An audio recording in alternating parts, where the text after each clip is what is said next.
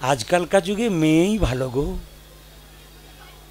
किन्तु छेलेओ दरकार, किन्तु गोविंद यदि ना देय,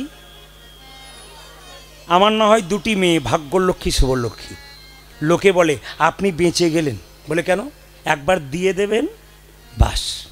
আর ছেলে যদি হয় আর তার পাশে যে ডানাটা গজায় ওর আবার পাওয়ার দেখলে মাথা করে হায় হায়। না না এখনকার মেয়েদের একটা স্বভাব আছে, কিছু মনে করবেন না, আপনাদের দিকে না আমাদের দিকে আছে, একটু মিলিয়ে দেখুন আপনাদের আছে নাকি। যেমন দেখবেন শ্বশুর বাড়ির যদি 4 জন লোক ফোন করেছে আজকে যাব, তখন তার স্বামীকে বলল শুনছো ঘাড়ে বোধহয় স্পন্ডলাইসিস হয়ে গেল, কোমরে খুব ব্যথা, আমি একবার শোই, কম্বল ঢাকা নিয়ে শুয়ে পড়ল। শ্বশুর বাড়ির লোক চা খেয়ে চলে গেল, কিন্তু বাবার বাড়ির ভাই যখন দরজায় ধাক্কা দিয়েছে তখন স্বামী গিয়ে দেখলো বিছানায় কম্বল আছে, স্ত্রী নাই। কেন? ও ছুটে পালিয়ে গেছে একবারে বিড়ালের মতো দৌড়ে, কেন? দরজা খুলতে। গরম ভাত, 5 তরকারি গরম ভাত, ভাইয়ের মাথায় হাত দিয়ে বলছে খা খা, আর কিছু নিবি, খা খা। না না এরকম যদি কেউ হন তাহলে ওকে নারী বলা হয় না, ওকে আনারি বলা হয় একবার 100%। এরকম দ্বিধাবোধ কেউ করবেন না, তাকে নারী বলা হয় না, নারীর কোনো বৈশিষ্ট্য তার মধ্যে নেই। কেন? আপনার বিচার থাকবে সমান। কেন? শাস্ত্র বলে দিয়েছে, কি বলেছে তাকাবেন, শাস্ত্র বলে দিয়েছে, কি বলেছে মায়েরা? মেয়েরা সব পারে। রাজা দশরথের পিণ্ডদান কে করেছিল জোরে বলুন, কে করেছিল?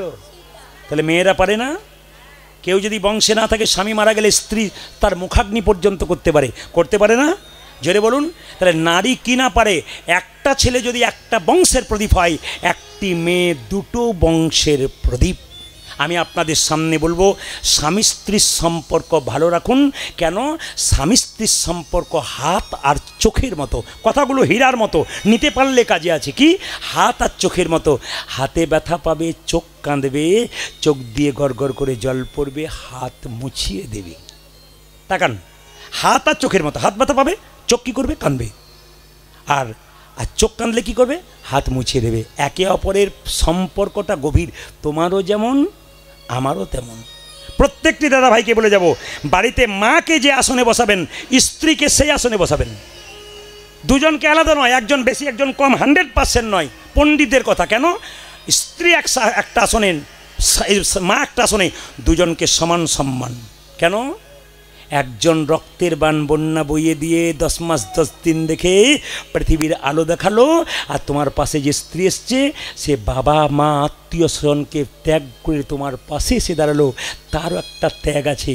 দুজনকে সমান সম্মান দিন, একজনকে বেশি একজনকে কম করবেন না, দুটোই আপনার কাছে সমান।